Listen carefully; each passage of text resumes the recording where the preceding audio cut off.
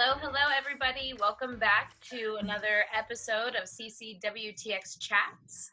Today, we're going to be talking about consent. I have two very special guests with me today, so I'll let them introduce themselves. Aaron, if you want to go first. My name is Aaron Thomas. I am the BIP coordinator for the Crisis Center of West Texas. The BIP coordinator is someone who has domestic violence abuse classes for men and women who've been violent in their household. Thank you. My name is Christy. I'm a legal advocate at Crisis Center of West Texas. What I do is accompany all clients to court hearings, civil and criminal hearings. We do help with, I assist with the staff attorney at Crisis Center West Texas with protective orders, divorces, civil suits, custody suits, and child support. So I help out with assisting on collecting evidence and drafting paperwork as well as going to these court hearings with them. Awesome. Thank you guys for being here. And as you guys maybe have seen me in another video, my name is Cecee. I am a prevention education specialist at the Crisis Center. So we will get started on our topic today. So like I said, we're going to be talking about consent today. So my first question for you guys is, what is consent to you? And how would you define consent? Aaron, we'll let you go first on this one. So consent to me is another form of communication. You're asking, and you want to make sure, like, whatever you are doing towards a person that is wanted, and not something that they don't want or it's forced. And so to me, I think consent is asking questions and making sure that the other person is comfortable with, maybe a tap on the shoulder or a hug or standing, close to each other. So you just want to make sure that that person is comfortable in any situation that you're dealing with. Great. Yeah, I love that. And I also love that you said, basically it's everything from a tap on the shoulder, to a hug. So thank you for that. Christy, do you want to add? Yeah, I want to say I like that word that you used, Aaron, is comfortable, is because when something makes us feel uncomfortable, that's when we know, like, it's unwanted. So I really like that he did mention that. I think it's an agreement between two people or multiple people. It can be like, it's not just in a sexual way. It can be in, conversations and everything. It's an agreement. And once someone feels that it's uncomfortable or they disagree with it, that's when it's not consensual. So I believe consent is everything because it's making us feel comfortable. And why should we have to feel uncomfortable for other people's, sense of in an environment too? It's like we should always have that freedom and liberty to just be comfortable, and we shouldn't have to feel out of place ever. Mm-hmm. Yeah, great. Thank you so much. So my next question is, what is something that you wish our community understood about consent? Christy, I'll let you go first on this one. So I wish our community would take it more serious. I feel like we've really tackled on, the whole conversation here in West Texas, because I think I joined Crisis Center West Texas about 3 years ago, and there has been so much progress from that 3 years. So I wish, this conversation would be more it just happened more. I wish also it wouldn't be the blame game either. It's, one of them, it's always the victim who's at fault, or I just wish there would be more of an understanding of what consent is. And I just think people have that misconception of what it is, and how it can be misconstrued. So I just wish, we would have more of an understanding in our community of what it means. Yeah, and I would say I am 33 years old. I started with the Crisis Center about 2.5 years ago. And sadly, that is when I really learned about consent. So, I'm in my 30s before I even really fully understood what consent meant. And it's something that's not talked about in the community of men. We just have never talked about it. I have been in, sports. I have been in the oil field. I've been in the Army. And consent was never something that was a conversation. And I feel like as, men, we need to have that conversation because you're hurting people if you don't. You're making assumptions and you're thinking things negatively, and it, like I said, it causes hurt and pain. So in the community, I wish we would push more towards having these conversations with our young men, and just telling them like, hey, you just can't take something or touch something because you feel like it's yours, because it's not. You have to have respect towards all people in our races, but especially women and their bodies and things of that nature. So I think having conversations with young boys and men is something that we need to do in the community. I don't know if I answered that question like 100%. No, you did. You both did. And that kind of leads me into my next question. How can we have these conversations, especially us as adults to youth, without sounding cringy or without making people too uncomfortable about it? How do we even start these conversations? Aaron, what do you think? These conversations are tough conversations. Yeah. I don't think there's not a way for it to not be cringy. It's kind of like having like the sex talk with your parents. Like there's no other way.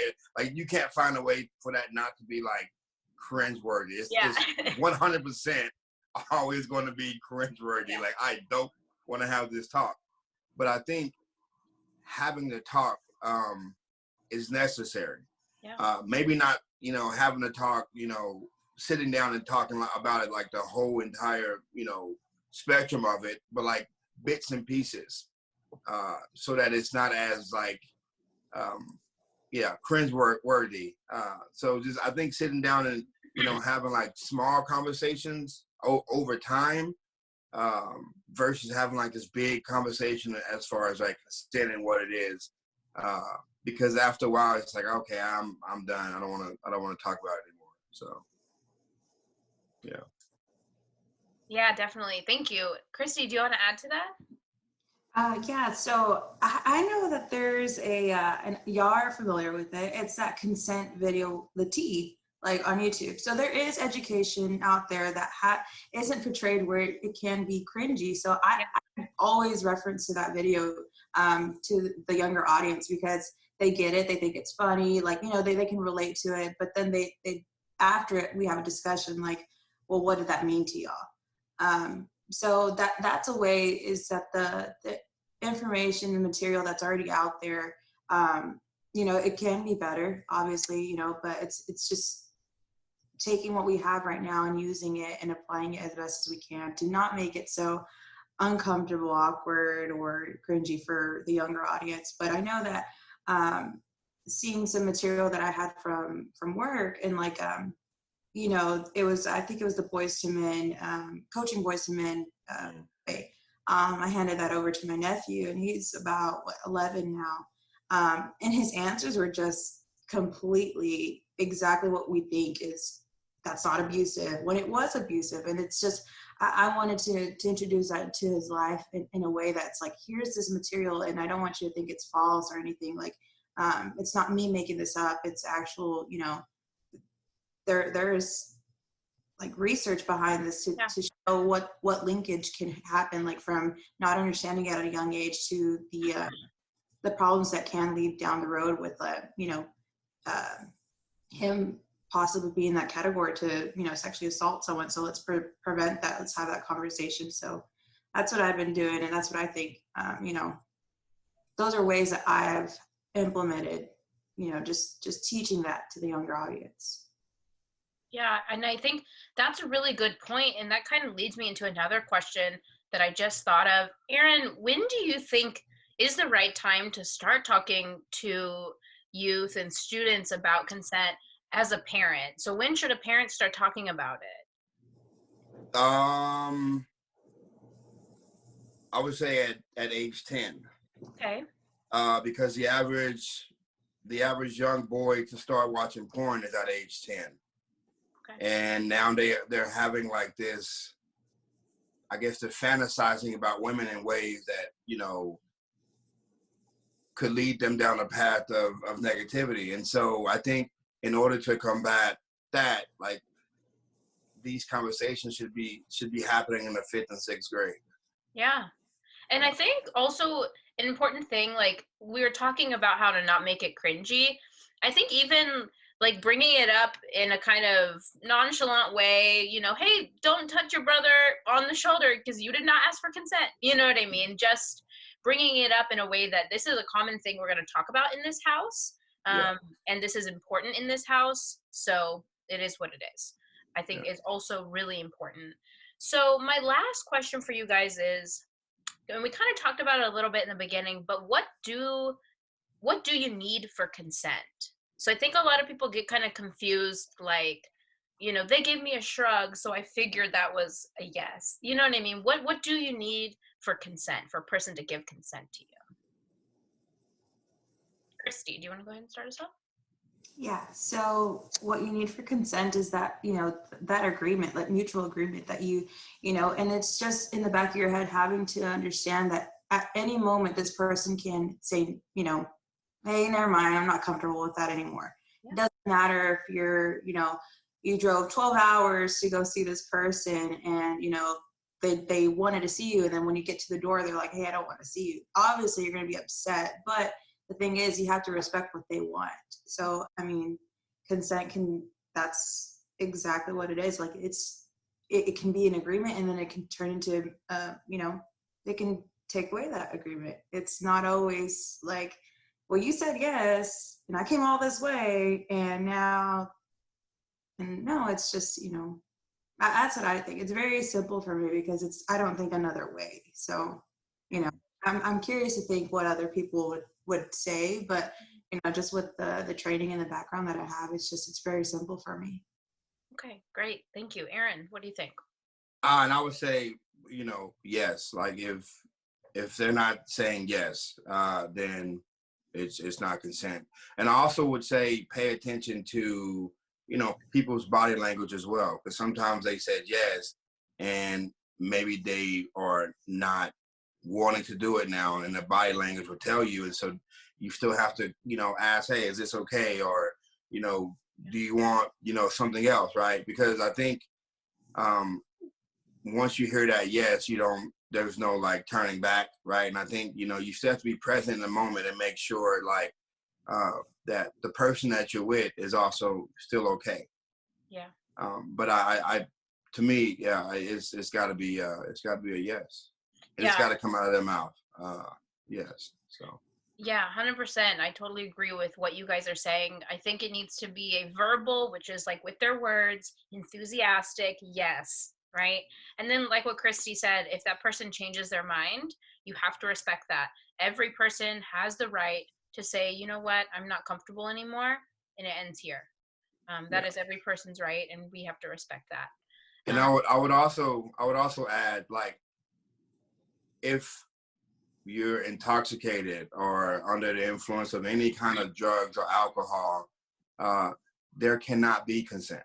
You cannot leave with consent. Yep. They're not 100%. Like, if there's been alcohol drinking, you know, there can't be consent, and so you have to think about that as well. Yeah. Awesome. Well, thank you guys so much for being on here and giving us such good insight and wisdom. I appreciate you. I know our community appreciates you guys. So that is all that we have for today. We will go ahead and wrap it up here. Thank you guys so much. Bye. Thank you. Bye.